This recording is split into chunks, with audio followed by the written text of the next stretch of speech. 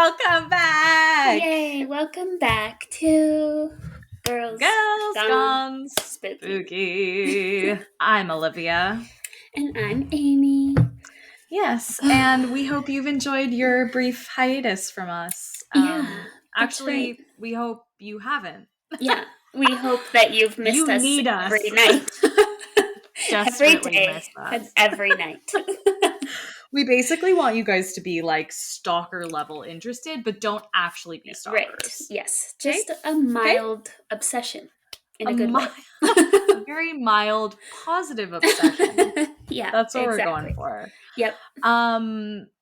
Well, as we mentioned last time, we are doing our last 3 episodes of the season Wow. in a series, and the theme is very broad, but it is reruns. Oh yeah. So we're not necessarily I don't even know what Amy's covering. So Yeah. we're basically coming to the table with some hot takes on episodes of the past, because we were looking through like seasons 1 and 2 and we're like, oh my god, like there's so much more stuff we've come across for some of these subjects. So I'll keep mine to myself for now because I'm going second. Okay. I will pass it over to you. Perfect. Yeah, so we were just this morning texting about what we were even going to be doing. And I was like, well, yeah, so I don't know exactly how I interpreted it yet, but I only have one subject for today. Love it. So I'm revisiting our skeptic to believer Ooh, theme. yes. Episode. I was hoping you were going to do that one. Yeah, because I found a bunch of new actually threads on Reddit of like within the last few weeks, people asking like, what is one experience that turned you from a non-believer or a skeptic into a believer in the paranormal? And yeah, so the first thing in all of these forums, or whatever they're called, threads, I guess, everyone's always like, there's a difference between being a skeptic and a non-believer. They really wanted to make that. Is there? I think that non-believer must be someone who, like, even if they had an experience, Adamantly. yeah, they're like, that was not paranormal. Skeptics are maybe willing to be swayed if something happens to them personally. Okay. I feel like you and I could even fall into the skeptic bucket. Like, I'm just not going to assume everything that happens is paranormal. Yes, exactly. And I think a lot of stories that I've come across, I'm like, could that have been something explainable? Yes. But what do I know? Yeah, exactly. And why not? Like, really, why not? Yeah. Why not? I don't know.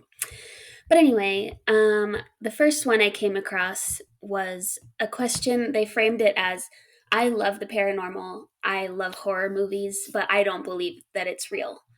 Okay. And it was asking for people to convince them that ghosts were real. So this first one was the top comment. It's from Admirable Ty 4708. And they wrote, I'm a scientist. I want reproducible scholarly data and experiments. But I had I had a full body apparition that I thought was my wife walking down the hallway of our home, and I talked to her for several seconds. She didn't reply, and when we went into the kitchen, she disappeared in front of me. Then my real wife came out of the kids' bedroom behind me, where the ghost had come out moments before, and asked me who I was talking to. And they wrote, you're a skeptic until it happens to you. Then everything you thought you knew is erased in a single moment, and you realize that there is life after life. So, whoa. Yeah, they went on quite a bit to talk about how skepticism is important to further research and science in every field, not just like ghost investigators. But I thought they had a good little summary there. So yeah. Also, that reminded me a little of that idea that like your energy can be projected forward based on your intention. So like your intention to come home and people seeing like what they think is maybe a mimic, but maybe it's not. Maybe it's not an entity. It's just like you're almost astral projecting, but just like partially. Right. Yeah, that's true. That's cool. Very interesting. Mm-hmm. And I just remembered something I put on our doc and then totally blanked. Mm-hmm. That this is a quick aside that Oh my God.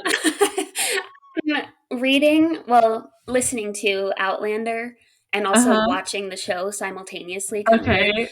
And Comte Saint Germain is a character in the show. Did you know that? No, but I saw your note. I like just saw your note and I was like, it's so funny because like of course I'm going to talk about ACOTAR for a second, but like Outlander is one of the books that has like no one says like if you've read ACOTAR or Throne of Glass or Fourth Wing, you should read Outlander. But my mom asked me, she was like, did you ever read those Outlander books? It seems like so your speed. And I was like, yeah, that's true, huh? Yes, you should read them. I'm listening to them on audiobook. And I remember my mom reading them when I was little. Mm-hmm. And they're not quite like ACOTAR level of spice. Yeah. But it's just kind of funny imagining her reading those as I was like a 10-year-old child. Like hanging out at the pool or whatever. Yeah. And we all turn into our parents somehow. Basically, yeah. Yeah, I mean, well, my mom used to read like Bodice Rippers when she was in like high school and college and like loved them. I don't think she ever got into Outlander because of the more like kind of supernatural sort of side to it. But wait, is Comte Saint Germain a vampire in it? No, but I assume this isn't a spoiler. Like most people will know, Outlander has to do with time travel. That's like the main part of the story. I think that's on like the inner sleeve. Yes, exactly. And so I haven't gotten to this part yet in the books. I think he's gone from the TV show already where I am. Oh, okay. But I was like trying not to get spoilers, but they were kind of maybe suggesting that he was a time traveler as well. So like maybe not a vampire, but that's cool. A time traveler. I like that a lot. I know. I was like, oh my God, he just pops up everywhere. XOXO. Yeah, XOXO. But anyway, that was not related to anything. Yeah, no, but I loved it though. That was great. Let's continue. Here's one where I had a healthy dose of skepticism. So it's from Secret Cheetah 007. They wrote, I'm deaf, and this ghost, or whatever you call it, was talking to me telepathically. It had this incredibly oppressive presence, and it was speaking in, like, tongues, is how they describe it. I was like, huh? Am I dreaming? I was completely unprepared for this. I think it was chanting or, like, putting a spell on me. I felt panicked when the presence felt like it was getting closer into my head. And that was when she started screeching like a crazy woman. I believe she was trying to possess me. I quickly turned on my lights and nothing was in my bedroom. So I was like, if they're deaf, how would they know what this language sounded like? Because they said a dead language, Latin, something like that. So, well, maybe they weren't always deaf. That's what I was wondering, if that would lie.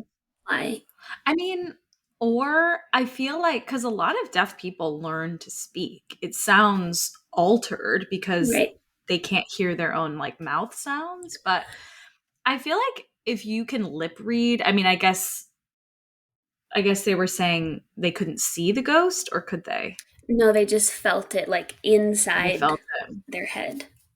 Because I guess another language. I think they would know it's another language, but a dead language, maybe not so much. Unless they're familiar with like Latin or something, and they have a rough sense of what it would, quote unquote, sound like. Oh, that's really interesting. I mean, my guess is they just weren't always deaf.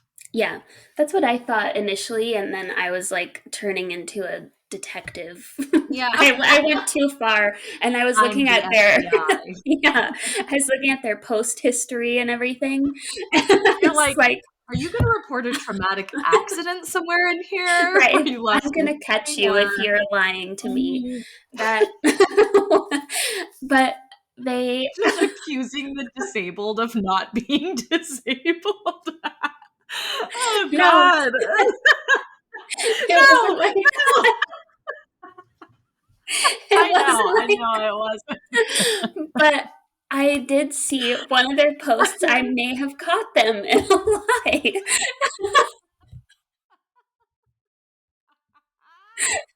Because they were posting about, like, on, like, music forums and, like, listening to music. Amy, stop targeting the disabled. Sorry. What's happening? I caught them in a lie. Well, oh my God, I'm so hot. Oh shit! I don't want to doubt them, but I did. No. So I looked into it. Did anyone comment? Like, wait, how did you No. know? It was well, and I guess like for this exact reason they wouldn't. Like, well, how do you know? Let's cut this part out. Never. I will never. Yeah. No, but it's a good question. No, it's a good question. Like, how would they know? I wouldn't have even thought of that. I would have just accepted it at face value. Well, I did the first time I read it. I was like, oh my God, this is such a good one. And then I went back and I was like, wait, how do you know that? Okay. I'm so sorry, Secret Cheetah 007, that I doubted you, but I'm thorough. Still kind of doubts you, but yeah, it's fine. I am nothing if not thorough. So there you go. That she is. Okay, let's see. Pick a good one. Okay, this is from. Let's see. We'll start with this one. It's a deleted user, so I don't know. Mm-hmm. They wrote, I have a friend of mine who claimed he had a demon follow him around during the time he was in high school. There were stories of my friends seeing evidence of this demon, but I never did. However, one night we were at this friend's house having a game night and I left the room to use the restroom. On the way back from the restroom, I looked up the stairway and saw a man in blue jeans and a red plaid shirt walking by the upstairs handrail. I went back into the room where my friends were and told them of this man, thinking it was the dad or something. My friend's face went white and he told us that that is the exact apparition he sees when the demon manifests. The demon's name is Michael, which is kind of funny. That night changed how I felt about things. Michael has also left an ashen handprint above my friend's face when he was sleeping in his bunk bed. Ew. He has whispered to friends over Skype while this particular friend of mine had a call. He's a pretty active motherfucker, it says. Ew, I hate that. Yeah, Michael. And this person says that he hasn't seen anything since, though, as in himself, not his friend. Mm-hmm. So he had that one experience and it changed his mind. Interesting. Wow. Yeah. Okay. Here's another sort of possession-y one that's from Anonymous, so also don't know. And they wrote, a few years ago, I went to a haunted church with a few people that I was friends with. One of the guys was big into the pagan belief system and did all kinds of rituals. Anyways, once we parked on the church property, he suddenly became possessed, quote unquote, mm-hmm. by a female spirit that started talking to me and one of my other friends. That part didn't really bother me because I thought he was just faking it, but then he called out to me specifically and said something about my past that I had never told anyone. That's it. Yeah. I was literally, as you were ramping up to that, I was like, I know where this is going, and I think that is the scariest fucking thing. And it's in every movie where there's a demon. Yeah. It's always like there's a possession and someone says like, what about that time? Yeah. Uh-huh. And you're like, oh, and it's like, of course, like a deep, shameful thing that you've never told anyone. Right. Yeah. No. I know. I hate that. Oh, that gives me full body. Yeah. And also, they keep saying this guy, and then he's possessed by a female spirit, and I kind of picture like a female voice coming out of his body saying Yeah. these things. Is so scary. Yeah. So, yeah, I've never told anyone. He eventually snapped out of it and we went to leave, but the vehicle wouldn't start and we had to push it off the property. To this day, I can't explain how he knew that info, and I doubt I ever will know. Oh, yeah, and this ends on a sad note because sadly, I won't be able to ask the guy how he knew that info because about a year later, he stabbed a girl in the bathroom at a local mall and is now in jail. So, yeah, that kind of changed my belief in the paranormal. Oh my God. They are very casual about that last part. Well, and also, like, I don't know, never gonna excuse someone who is violent, but also, like, there's kind of, like, maybe an obvious connection to what happened. Yes. Yep. Yeah. Ew. Scary. Ew. I hate it. I hate it. Yeah. That also reminds me, I think it was our last episode that we talked about this video that I had seen of the guy walking through the diner or whatever with the thing behind him. I've watched so many of his videos and they are fucking scary. Really? Are there more?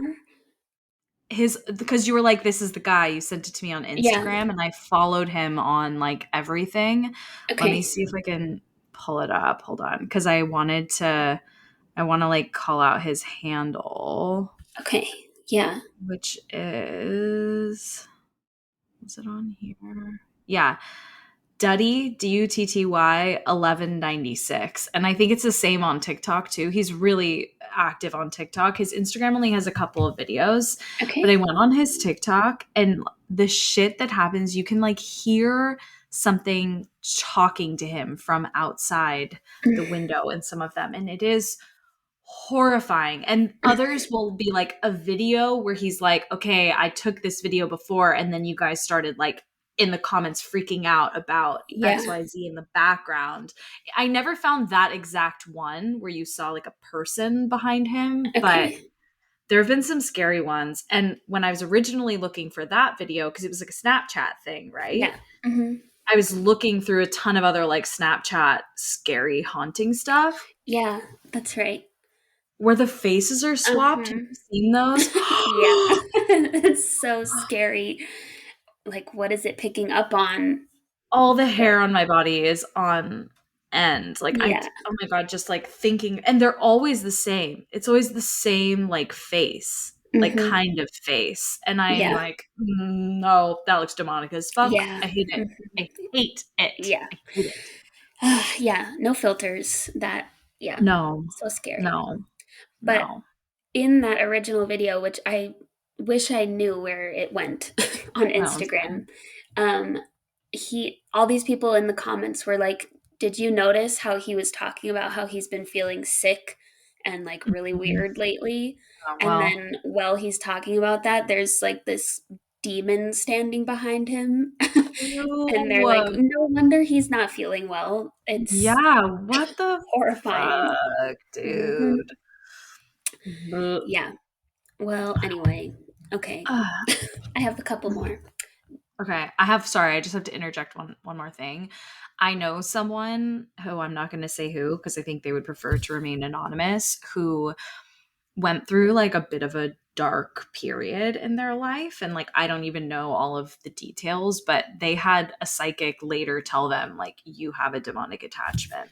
Yeah. And it was like, the insinuation was that like a lot of this bad stuff is connected to that, like the bad stuff that happened. So it's like our topics are weirdly kind of connected in a way, because I mean, you know what I'm covering and I'll reveal it in a minute, but like there's just so many like question marks around all of this stuff that like even if you, whether you're a skeptic or a believer or somewhere in between, which I think like most believers are also skeptical because like you should be, but even if you do believe in like something specifically or a specific story, it doesn't actually give you any answers. It just raises 1,000 more questions. Right. Yeah. So anyway, Yeah, creepy. true. Very creepy. I've heard of that sort of attachment thing. Is so disturbing. It's really disturbing. Yeah. Yeah. Okay. Let's see. I have two more, I think. So this is from the sixth visitor. I do generally try to explain away experiences as much as possible, but sometimes shit is just straight up weird and I have no explanation for it.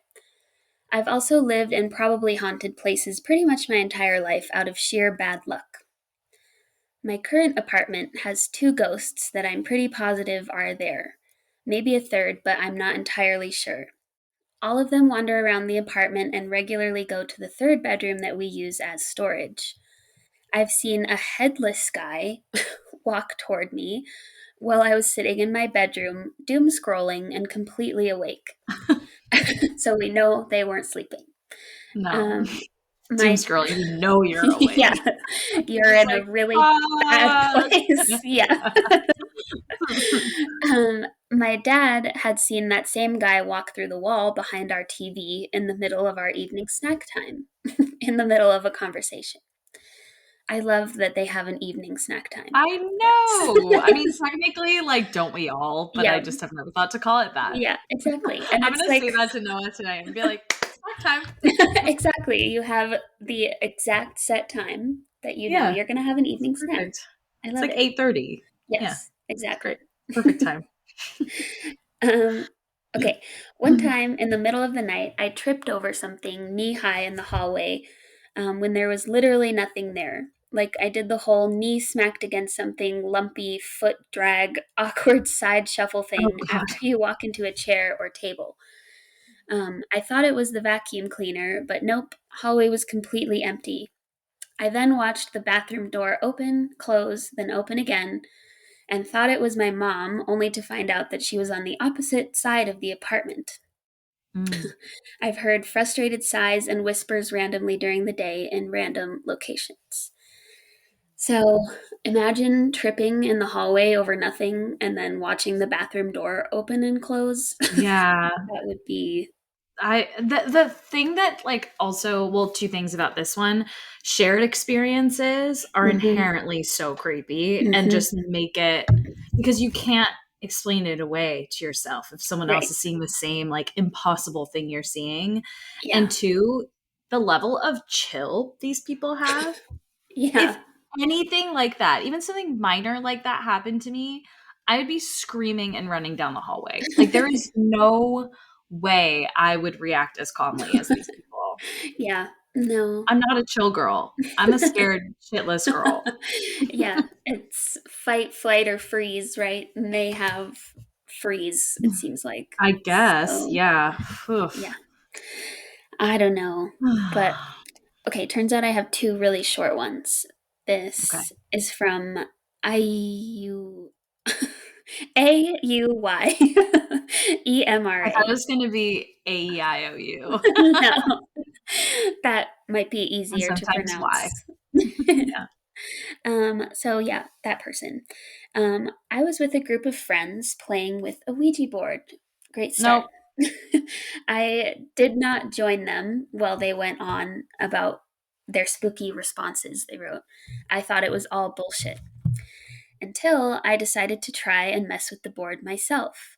I didn't even have a question in mind, really. I put my hands on the made from paper board, so a homemade Ouija board, and a small glass sauce bowl as the planchette.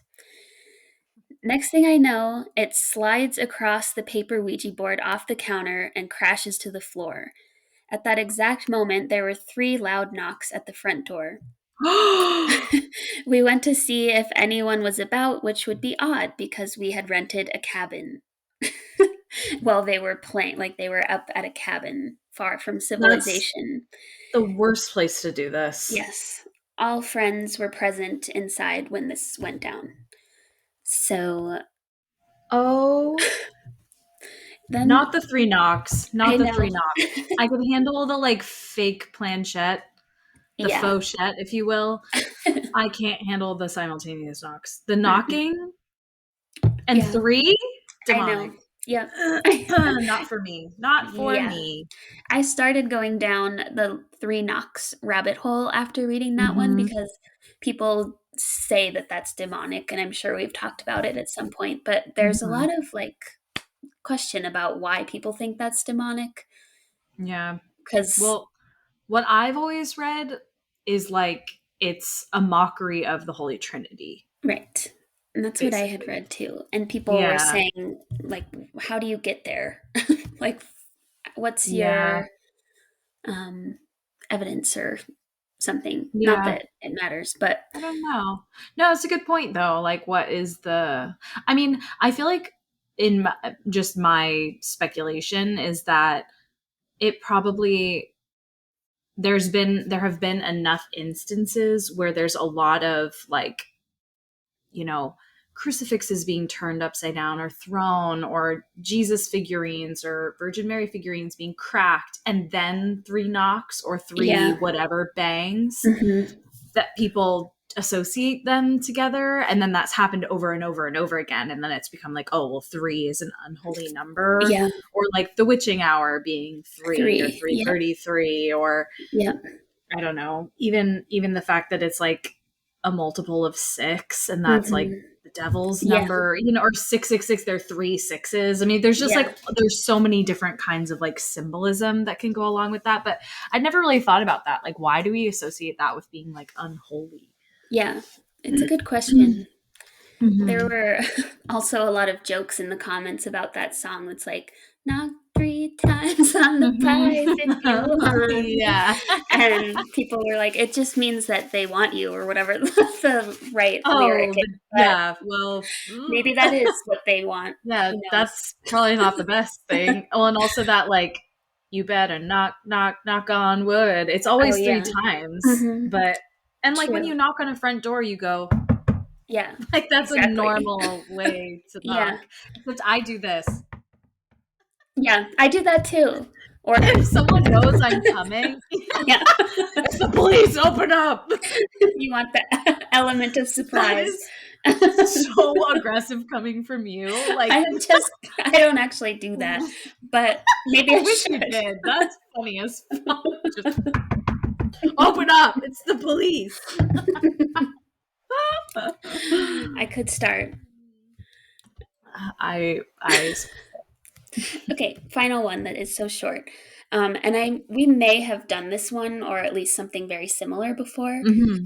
But it's amazing. So this is from Simulated Wood Grain. They wrote, I was in a completely different room than my girlfriend at the time when I saw a dark shadow rush past me and through the wall. It scared me, but I yelled out, "Babe, your house is haunted," and got no response. I went into the next room and found her overdosing on fentanyl and barely got an ambulance in time to save her life. I don't know what it was, but I know there are things that we can't comprehend. So, oh my God. That just gave me such chills. That would change your perspective, I'm sure, on everything. And like, was it her? Like, was it her spirit or something? Like, I don't know. I know. That's so wild. That's so like wild and spooky, but in like such a nice, positive way. Right, because it saved her. He probably wouldn't have gone to check. No, otherwise. Mine are spooky. And they're not positive, let me tell you. Let's get into it. Okay, so you guys, Hatman, we're back. Thank God. Even after my scary, let's see if I can do it, thumbs up incident. Oh, now it won't do it? Really? Of course. iOS, really? Oh, there we go. There. Hey. Okay, but we're back with Hatman. So a quick refresher on who/what is the Hatman. You might remember our friend Timothy M. Brown Jr. and his book, The Hatman, His Identity Revealed, which we've never read. No. But No. we said we would, haven't. Uh-huh. I actually don't know if it's released yet, so we should check in on that. Okay. But this is actually his own story that's in the book, and this is just like a super quick little blurb. I saw a tall human-like figure, and the figure looked like that of a man. The man had no distinguishable features whatsoever. I could see no eyes, no nose or mouth, only blackness. He looked like a shadow, only darker, much darker. He had a wide-brimmed hat and a long trench coat that flowed as he moved. So that's the end of the quote. Yeah. A couple things I just like added as reminders. He usually appears in the doorway in the middle of the night, usually around 3 a.m. Creepy. Often during bouts of sleep paralysis. So when you wake, you can't move, and then you see, there's like the what is it called? The hag who sits on your chest, or people joke about their sleep paralysis demon. He is that. Yeah. But the theories about who or what he is, they're varied. So here's sort of like the full list of what people think. A figment of the imagination, which, okay, fine. Especially if it's sleep paralysis, that's what people say. It's like your mind conjuring up something scary. Mm-hmm. Ghosts or a spirit, a demon or some other kind of entity, an astral body, so someone astral projecting, a time traveler, an interdimensional being, or an alien. So a lot of those things could potentially overlap, but that's kind of the laundry list. And it's also unclear if the Hatman is connected to shadow people, like if he's like the head honcho of the shadow people, or if there are multiple Hatmen and they're also shadow people, or a completely different set of entities, or they're just something else entirely. So there are also some mixed experiences, particularly regarding like the sensation of seeing him, because a lot of people feel fine. Like they're like freaked out initially that they're seeing someone in their room or whatever, but they're not like super fearful. Like once they're like, oh, okay, like they kind of realize what's happening, and then they're like, oh, okay, creepy, but like it's fine. Other times people are filled with this like really deep sense of dread, feeling like they're in immediate danger, he's going to harm them in some way, etc. So like I said, on one hand, people do have these varied experiences, but on the other hand, a lot of them are like identical in terms of their description of him, how they feel, what he does, like the sense of like impending something bad. So this is kind of like at least partly why it's taken the internet by storm. So here are kind of my overarching questions for this round. One, okay. If it isn't real, why do so many people experience the same thing? I mean, of course, there are people on the internet who will be like, oh, yeah, I saw that too. But like, we're talking like thousands of stories and experiences. Those can't all be made up. Two, if so many people, even those experiencing sleep paralysis, see the same thing, could that mean that sleep paralysis visitations are actual entities? And lastly, what the fuck is Hatman? So, good question. I pulled together some stories that speak to a few of those like conflicting theories. So, hello. I'm back in a new location. Perfect. Our last two episodes. We've had some issues. Okay, so what I was saying before is this first story. So I'm going to read some stories that speak to some conflicting theories. The first one is going to be alien / interdimensional being, which arguably could be the same thing. So this first one is from another podcast that we love called Rattled and Shook. And this is from an episode that's called Dress for Distress. So I just like took some notes on the story itself to relay. So I'll kind of be truncating a bit. So I'll read it from like the actual person's standpoint. So the situation started when I was really young, around 5 or 6. I distinctly remember waking up around 5 a.m. every night for about 2 weeks around that age. And every time I saw a large figure standing in my doorway wearing a trench coat and a top hat, holding a suitcase, and he would just be staring at me.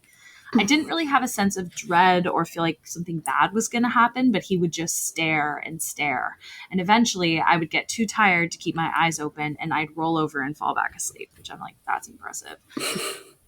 After 2 weeks, things started to change in my day-to-day life as well. I'd begin to see people who weren't there, even start speaking to someone who would then vanish mid-conversation. And the weirdest thing of all, I could hear what my mom was doing throughout the day, no matter where she or I was. So, for example, Whoa. I could hear her talking on the phone, could hear who she was talking to while she was at work and I was at school. Whoa. I could even hear her saying things to me as if she was saying them in my head. So weird. And what's worse, I started to see this top hat man everywhere, and he was always watching me. Again, I was only 5 or 6 around this time, but it did persist over time and got bad again in high school. And I realized at one point that the top hat man was actually getting closer and closer to me physically as he was appearing to me over the years. So finally, I kind of around 15, I muster up the courage to bring it up with my mom because I'm thinking like, I don't love that he's getting closer to me. But on the other hand, he's also worried that his mom's going to think he's like crazy. But he says, we watched ghost shows together on the weekend, so I hope she'd be open-minded or receptive. But this is where it gets really creepy.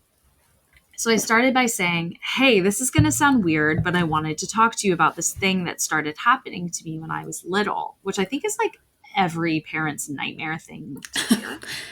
Because like that would give me a heart attack. Yeah. Could be really anything. Yes. But he continues, there was a 2-week period where I would wake up and see this thing, and my mom says, stop. She stopped him mid-sentence and said, have you seen the top hat man too? Oh, God. I had never told anyone about this before ever. So there was no way someone had filled her in. So then it comes out, my mom and my grandma had both seen and experienced all of the same weird shit that I had. She too saw the top hat man, started to see it everywhere, and still to this day, my mom sees him watching her. She also could speak with her mother, so this guy's grandmother, in her head. So they had that like same connection I had. I still to this day see the top hat man on occasion. It's not nearly as frequent, but I feel like he's sending a message that he'll always be in my life. Wow. Is he the one that's giving them the ability to communicate? That's why I feel like it's an interdimensional thing or an alien or something. Because it's like a ghost can't do that. A demon can't do that. Right. Like how it's like almost like experimenting on him, it feels like.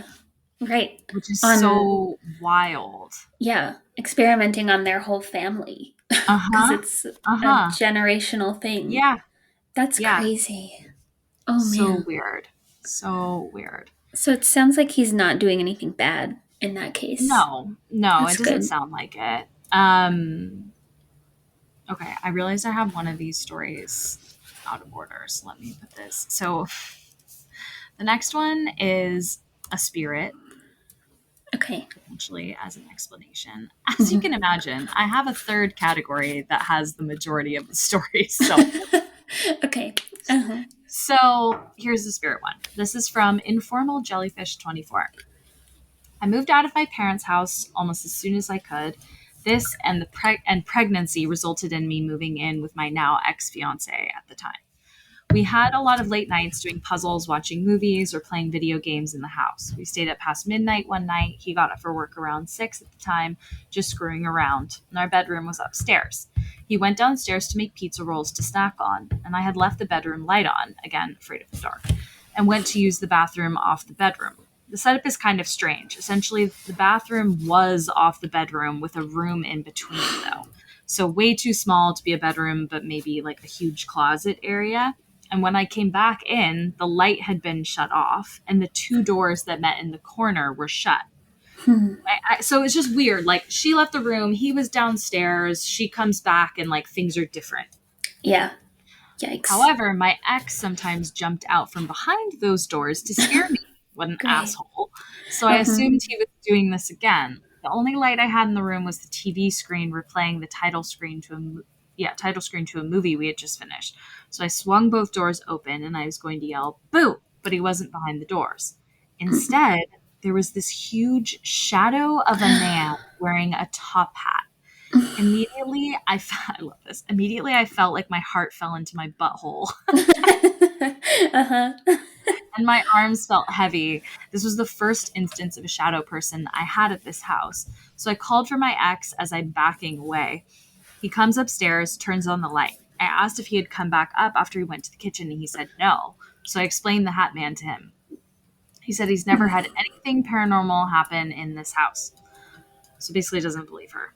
Cut to me being 8 months pregnant with our daughter. He was at work, and it's maybe 3 p.m. I'm sitting on the couch watching TV with our dog Czar.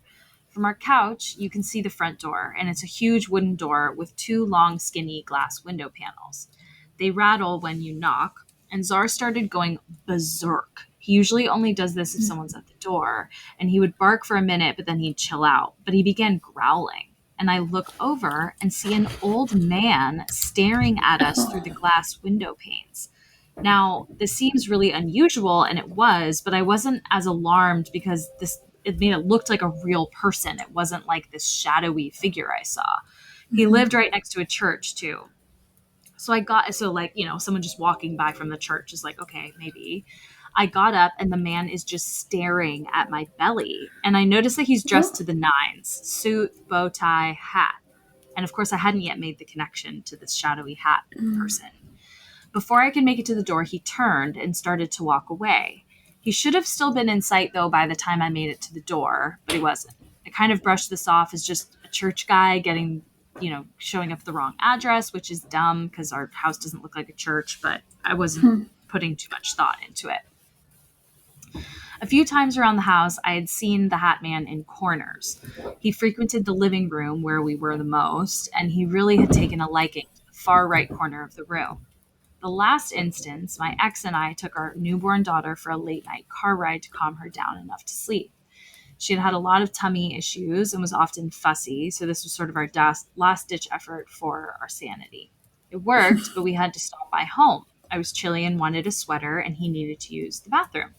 So I run up the stairs quickly, grab my sweater. My daughter was in her car seat on the floor by the couch, and her dad ran to the bathroom. I'm coming down the stairs, and I see this old man dressed exactly the same again, staring at my daughter through the door. My ex hadn't fully shut the front door, so it was open, and the screen door was shut. I started yelling, hey, what do you want? Because at this point, I was fed up. Some old man late at night staring at my newborn baby? Fuck that. I all but jumped down the rest of the stairs, fully intending to confront him. Every time I had seen him, I got this weird feeling in my gut. I couldn't describe it as despair or fear, but more like sadness and anxiety. By the time I made it outside, he was gone. My ex followed me out to the porch asking who I was yelling at, and I explained it to him again. Didn't really believe me, and we just left.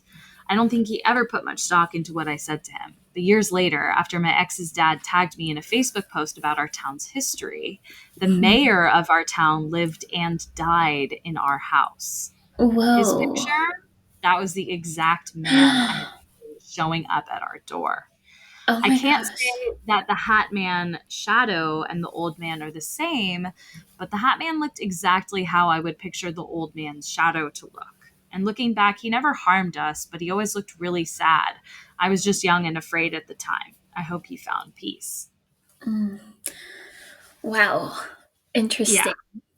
Yeah. I was thinking that was going to be like one of our pregnancy-related hauntings. No. But it was weird because he was very focused on the baby. On the baby, like her pregnancy and then the baby. Mm-hmm. So I don't know what that was about, but it made me think, like, if he could show up in those two different ways, who's to say that the shadow Hatman can't always do that if that's just how he's showing up to people. That's true. Interesting. Oh, that's a good one. Yeah. Okay, so now we're in our third and final category, where I, of course, have the most stories because it's demons. Demons, of course. Demons, of course. So, let's dive right in. So this is from Memento Vitae. And they say, my mom used to live in Mexico, and at this time she was 15 years old, and my grandpa had gone off to America to be able to save money to bring them all there. And she had about 6 months before she'd be moving. So she lived with my grandma and my aunt's family in this crappy 2-story house. So this all started one day when she came home from school with some friends. Also, trigger warning for seizures and just like general health stuff. So, or content warning, I guess. Yeah. So I came home from school with some friends as the house was shitty and they were poor and only owned one key, plus the door was extremely heavy and made out of metal. So she had to bang on the door to get someone to open it for her. We stood there for a while, my mom calling for my grandma, when suddenly some unknown man's voice called from the other side and said, "Who is it?" My mom said, this part's funny. My mom says she's never seen a pack of fat Mexican girls run so fast in her life. So, weird man on the other side of the door, like, what the fuck? Later that day, she went back home from a friend's house and asked my grandma if she could have friends over, or had friends over. My grandma had been grocery shopping, so definitely did not have friends over. As the months went on, my mom began to get sick. So again, this is what I was saying, is like there's a lot of like connection between our stories because this feels like related. Yeah. She was actually pretty skinny when she was much younger, but her cheeks began to hollow, her stomach was caving in. She looked honestly like a skeleton and was basically bedridden. Each night, she says she would have nightmares, almost like sleep paralysis, where she couldn't move, but she says that she could see him and hear him. Every night, he would stand there beside her bed in his hat and big black coat, and he wouldn't do anything. He just looked down at her. And right as he left, every night, he would say, "Good night." And once he was gone, she would have seizures. Whoa. Yeah. Oh my gosh. Every night this happened, my grandma thought she was sick or something and would take her to the hospital, but they could not find anything wrong with her. So they gave her new meds for the seizures, but it didn't stop them, and she was still having this happen nightly. So, Whoa. Yeah, like so weird. Now, I suppose seeing supernatural things is perhaps a family trait because my oldest cousin can see things as well, though his seem to be more constant. One day, he and my grandma and aunt were at the store when he started sobbing and throwing a tantrum that he wanted to go home, that he wanted to see my mom, and that she wasn't okay. My grandma, of course, knowing about her seizures, got very anxious, and they decided to go home and saw my mom on the floor. She couldn't breathe and was clawing at her neck wildly, and it looked almost like she was drowning. Though my mom obviously survived that night she begged my grandma to sleep with her to keep the man away. That night, my mom saw the man in the hat again. She said he looked angry, but she couldn't really describe his face, although she said she could feel a deep sense of dread, like when you're going down a fast roller coaster, but way worse because you know you're going to crash. But this night, she could actually feel and see him pressing on her chest and slamming his arms down. Whoa. She woke up screaming and quickly followed by another seizure. When she asked why my grandma had fallen asleep, my grandma explained that a heavy tiredness came over her and she couldn't keep her eyes open. This happened in a span of about 5 months. The last month, my grandma decided that this wasn't anything to do with science and decided to call over a priest and her cousin, a brujo, which is basically like the Mexican version of a voodoo practitioner, but male. When her cousin came, he stood outside the house and said, "It won't let me come in. I can feel it clawing at me." Oh my God. Yeah. The priest, on the other hand, said YOLO and went inside the house to bless my mom. The brujo, though, did try cleansing the house itself. After this, my mom slowly got better. She still had nightmares of the man, but no longer had seizures and began gaining weight again. Wow. On the last day she was going to be in Mexico, she was actually planning on running away with her boyfriend, but decided on choosing a better life. As she was closing the door to her old room, my mom said she could feel her body go cold and clammy. She said she saw the man for the first time in broad daylight, right where her bed stood. My mom said she could hear him say, "No te vayas, maldita," or "Don't you leave, bitch." Yeah. Oh my God. Yeah. This is the scariest Hatman I think I've ever heard. I hate it. And it's like literally causing illness. Like the doctors were like, there's nothing wrong with her. Like we're giving her meds that should help, even though we're not seeing the source of the problem. Like, scary. Wow. Yeah, scary. So on to the next. This is from It's just really one into the other. coming for you with these. I know, I found some really good ones. Yeah. This is from Interesting Dealer 73. When I was around the age of 10, I felt like I was being watched all the time, every day. That feeling never went away, and sometimes this thing or spirit maybe did show itself. It was a tall man wearing all black with a black hat and sometimes had glowing red eyes. I was very scared and didn't know if this man/spirit would do anything to me, but he made me feel really unsafe, and it felt like he was going to harm me in some way. I don't know how, but something like murder or giving me life-threatening kinds of injuries, kidnapping me, I don't know. But as a 10-year-old, that scared the living shit out of me.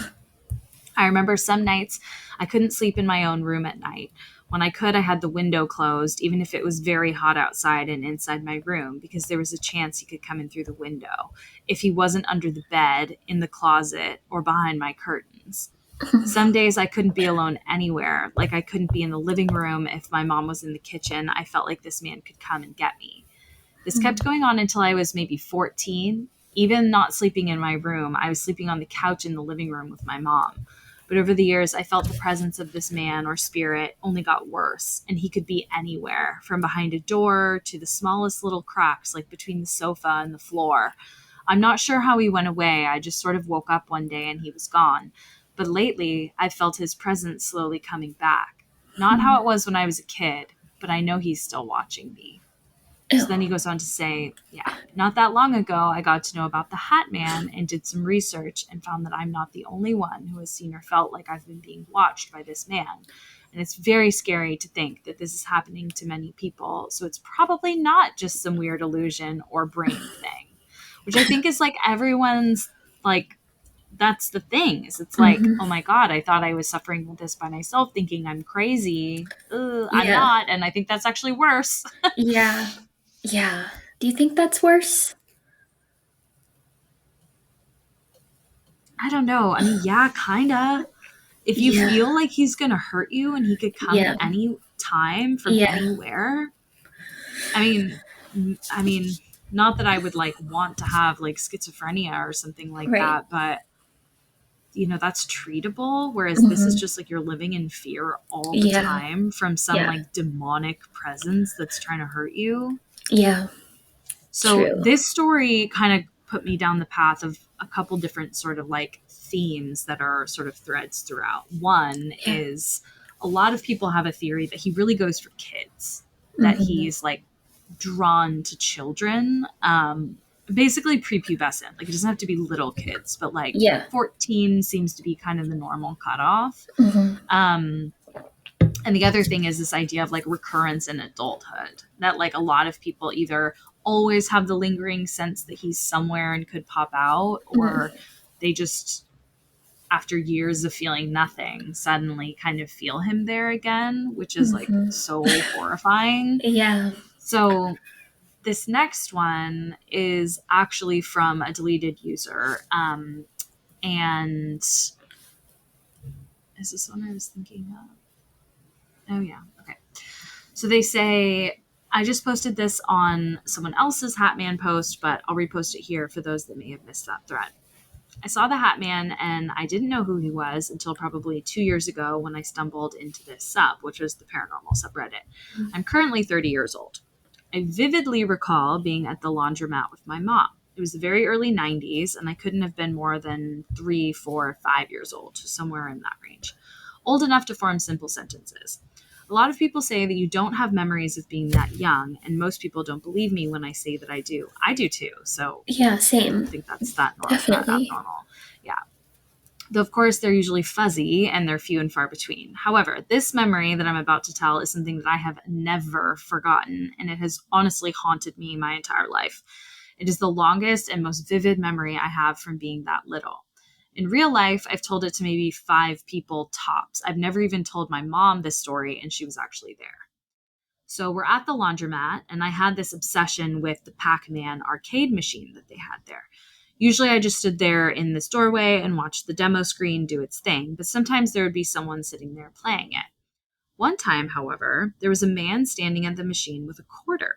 The man was entirely black, and I'm not talking about the color of his skin. I do not recall any distinguishing features of this man other than the fact that he had a hat on that was not quite a top hat and not quite a cowboy hat.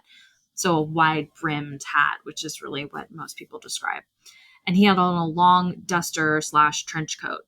I could see the man very clearly as he was standing right in front of me, taller than the arcade machine. And that is really tall. That didn't register with me the first time I read it. That is way too tall. Yeah, towering. Yeah. He had his arms stretched out, and he was turning this quarter side to side in a luring manner, in a "see, this is shiny, come get it" kind of way. No. I know you want to play the machine. No sooner than I had taken one step forward, my mother called me, and the man jerked his head up, looked in the direction of my mother, then looked at the arcade machine, dropped the quarter into the slot, turned around, and left, all within the span of probably 2 or 3 seconds. Now, I get that not being able to remember his features other than him being an all-black 3D shadow or silhouette can easily be explained away by degrading memory, false memory, any number of reasonable explanations that you would throw at me, and that I have explored in detail over the last 25-ish years. However, I still remember the layout of the laundromat in great detail. I remember exactly where I was standing and the features that were all around me. I remember the color of the walls and the blue, narrow border trim. I even remember where the door to the laundromat was, right beside the Pac-Man arcade machine. I vividly recall every single detail of this memory. The man had no features, except for his hat and his duster / trench coat.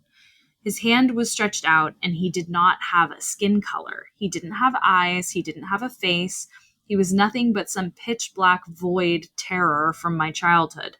I thought for years that I had almost been kidnapped, and every now and then I would think back to this memory and wonder how my life would have changed if that had happened. Then I read about the Hatman on here, and I shit you not, every hair on my body, even my butt hairs, stood up on end because I suddenly realized that I wasn't almost just abducted. I was almost abducted by a fucking paranormal entity that preys on children. Yeah. Scary. This makes sense to me following me into adulthood, as I've had several paranormal encounters throughout my life, ranging from being as young as 10 to as recently as just a few years ago. I don't know if I'm more horrified by finding out about the Hatman, or by thinking I was almost abducted by some deranged degenerate. However, I'm glad to know that I'm not alone in the fact that I saw him and he fucking terrified me. So it's like, and also, well, 2 things. One, this is one where he's faceless. That's common. Another common one is the glowing red eyes, which we had in the last one, which is so scary. And if you watched The Outsider, the TV adaptation of Stephen King, reminds me of that a lot. So fucking scary. And then also this idea that like maybe he has the ability to like put things on you. So like my question is like, would he have had more paranormal experiences if he hadn't encountered the Hatman in the first place? Right. Interesting. There are just so many questions. Like I just have so many questions, and none of them are being answered. No. And to see it in a public place is so crazy. And during the day. Yeah. No. Yeah. That just seems like, he could be absolutely anywhere that you go. Exactly. Oh, man. Yeah, no likey. Okay, so this is my last one. And it is a comment that's in response to a 14-year-old talking about seeing Hatman on his school bus and on his friend's front lawn, both times in complete daylight, which is so scary. Yeah. So this is it was super, like that's like literally the blurb, so I didn't read the story, but the comment is from Spooky 1984. So they say, my experience lasted months. He would materialize several times at night, always with glowing red eyes and a smirk on his face. I can remember that smile above anything else. Several other people in my circle saw him as well. The first few experiences were mild. He would show up in random spots in our apartment for a few seconds at a time and then vanish. It wasn't until I mentioned him to a friend that I did mediumship readings with that his energy seemed to get stronger. He began to misplace things in our kitchen. Knives put in the utility drawer and forks and spoons on the magnetic strip for our kitchen knives. Smells started happening in month 2, horrible smells of gas or rotting food or the smell of hot garbage, like sulfur kind of. Yeah. He targeted my roommate first. My roommate wasn't sensitive or anything. He was a normal dude that didn't buy into paranormal stuff. He would tell me about the feeling of someone watching him at night. And it got to the point where the covers on his bed would be pulled off. Oh, God. I remember a night that he barged into my room and demanded to know why I was sneaking into his room. I was with a girl at the time and said that we had just gotten back from the bar. I reached out to the entity in month 3 and told him forcefully to leave the area and not to return. And that apparently pissed him off because then he started targeting me and my clients during sessions that I held. Oh, no. I started getting really bad feelings of dread, and I felt like my personality was changing, but I was really only along for the ride. It got to the point where my circle of friends were starting to call me out on my, quote, new attitude and personality. It wasn't until I consulted with my spiritual mentor that we realized that this thing had targeted me personally. We did several cleansing rituals over the course of 3 days, and it wasn't until the last session that this thing finally went away. From what I gather, there isn't just one entity. I believe that there are many. The best I can gather is that they are a collective of otherworldly agents. They observe and sometimes harass the beings on this plane of existence. I'm not sure if they're demons, spirits, as they don't necessarily display the typical behaviors of these kinds of entities, but they are fully sentient and display great intelligence. Since they can interact with physical objects on this plane, I believe that in some way they are bound to our laws of physics, even if they do come from some other dimension. I also believe they're the leaders or the highest form of shadow beings or shadow people, which I do have a great deal of experience with now. I'm not really sure of their intentions, but I know that all of my experience with them have been negative. Once again, perhaps because I'm more sensitive to these energies than others. Whoa. Like, oh, so man. scary. Yeah. So scary. And to feel targeted is even worse somehow. So much worse. Yeah. Anyway, so what do you think? Hearing all those stories, I mean, obviously I went heavy on the demon, Yeah. but that last one was also like a little bit in between, like demon or interdimensional being. Yeah. I don't even know. I think the alien interdimensional being kind of appeals, but yeah, couldn't it be both? Like Yeah. an interdimensional demon? Because isn't that how demons get around so Yeah. quickly? Yeah. They're not bound by our Yeah, rules. time and space. Yeah. Yeah. Like, That's what I would say. like, my gut says demon, but I like almost don't want to like say that because it makes it scarier. I know. It does make it scarier, but Like also past spooky, like flat out scary. yes, exactly. And yeah, it's just the range of experiences is so wide. Like that Broad. I poor know. lady who got so sick I versus know. the mom and son who just see him and are like, he's I still know. there. That's I know. yeah. And some people are like, oh yeah, like I don't. Some people, I even came across some stories that were like, you know, I don't find him as like a comforting presence, but there are a ton of stories that are coming from people with like severe childhood trauma, Yeah. and he seems to be drawn to that. Mm-hmm. So there are a lot of like stories where people say like, yeah, like that sense of dread, I felt that at first, but Yeah. then I kind of felt like he was almost like protecting me in a way, which like we've read, I think in our original episode, I think I read some that it felt like he was almost protecting them from something else. Yeah. Yep. But I came across one where he would stand in the doorway because that seems to be very common, which makes sense because doorways are portals. Yep. But that there he could see other demons behind him trying to get at me, and he was kind of blocking the way. Whoa. Which maybe isn't actually as benevolent as it seems, because if it's feeding off your bad energy, yeah, he would want that all for himself. Right. He's selfish. Yeah. Whoa. I don't know, man. Anyway, Hatman. All Hatman signs part point 2. to demon. All signs point to demon. That's exactly right, Amy. Well, this was very fun. We're going to decide on our topics for the next 2, and we'll be back next week. Yay! In the meantime, you can email us your scary stories. Have you seen the Hatman? Tell us about it, please. I hope not, but also kind of hope you did, so you could tell us about it. Exactly. Email us at girlsgonespooky@gmail.com. You can also DM us at girlsgonespooky, basically on all socials. And yeah, we'll see you next week. And stay spooky. Stay spooky. Bye. Bye.